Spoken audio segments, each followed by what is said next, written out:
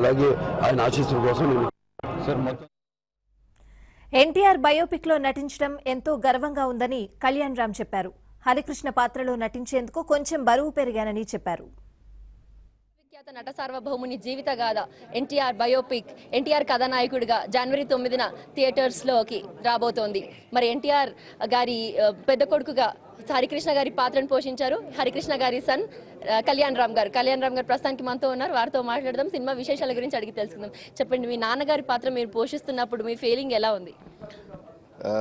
అంటే ఆయన వయసులో వాళ్ళ నాన్నగారితోనే అలా ఉండేవారు. నాన్నగారు తప్పితే ఆయనకి వేరే లోకం ఉండేది కదా. అప్పటికి మేము పుట్టాము, అయినా సరే ఆయనకి ఎంతసేపటికి వాళ్ళ నాన్నగారిని ప్రొటెక్ట్ చేసుకుంటూ వాళ్ళ నాన్నగారు ఏమడిగితే చేయడం. లైక్ యూనో దానవీర సూరకర్ అన్నప్పుడు ఒక సెట్ వేసేసి నాన్న రేపు పొద్దున కల్లా మొత్తం కలర్ మారిపోవాలన్నారంట. ఎలా సాధ్యం అవుద్ది? But he took it as a challenge. వాళ్ళ నాన్నగారు ఆర్డర్ ఇస్తే చేయాల్సిందే.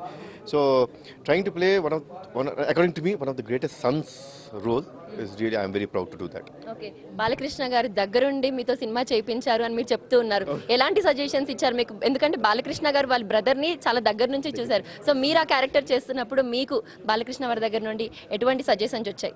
అంటే నాన్నగారు ఎలా ఉండేవారు ఆయన అంటే ఆ రోజుల్లో, because when you're in teenage and when you're young మీ ఆవవాహాలు కానీ వాకింగ్ కానీ అంతా వేరేగా ఉంటుంది. అండ్ ఎస్పెషలీ మా తాతగారితో ఎలా ఉన్నారు నేను ఇప్పుడు చూడాల.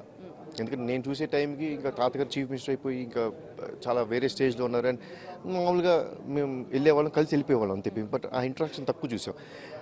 బాబాయ్ ఎక్కువ చూశారు వాళ్ళ ఇంట్రాక్షన్. సో బాబాయ్ మొత్తం చెప్పేవారు, నాన్న ఏ రోజు జనరల్ నేను ఎప్పుడు ఇక్కడ ఏదో చూస్తూ మాడుతుంటే లేకపోతే కొంచెం ఐ పుట్ మై హెడ్ లో లిటిల్ బిట్.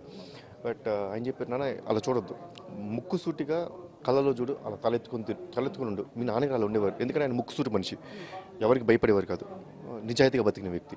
అండ్ నాన్నగారు అంటే విపరీతమైన గౌరవం, భయం ఉండేది కదా ఎప్పుడు. నాన్నగారు అంటే విపరీతమైన గౌరవంగా ఉండేవారు. సో ఇలాంటి టిప్స్ ఇంకొన్ని the way he use to behave on the sets and అప్పుడు పిల్లలు గోక్కుంటుంటారు నాన్నగారు. సో దీస్ ఆల్ థింగ్స్, ఇలాంటివన్నీ చిన్న చిన్న బిట్స్ అన్ని బాబాయ్ చెప్పారు. So that was helpful. Okay, Harikrishna గారిని మేము కూడా మిస్ అవుతున్న టైంలో ఇప్పుడు ఎన్టీఆర్ గారి బయోపిక్లో మీరు వారి తండ్రిగా చేస్తున్నారు. బాలకృష్ణ వారి దగ్గర నుండి కొన్ని ఇన్పుట్స్ కూడా వస్తున్నాయి. అంటే మీరు తల పైకెత్తి ముక్కుసూటిగా మాట్లాడాలి, ముక్కుసూటిగా చూస్తూ వాళ్ళ కళల్లోకి చూస్తూ మాట్లాడాలని చెప్పారు అని చెప్తున్నారు. దాంతోపాటు మీరు ఫిజికల్గా ఆర్ మెంటల్గా అంటే వెయిట్ పుట్ ఆన్ అయ్యారని కూడా చెప్పారు. అంటే was it very hard for you? అంటే ఎలా అనిపించింది మీకు? No, it was not hard అండి. అంటే నేను నిజంగా మా నాన్నగారు లాగా ఉన్నాండి. మా నాన్నగారు హ్యాస్ అ బ్రాడర్ ఫేస్.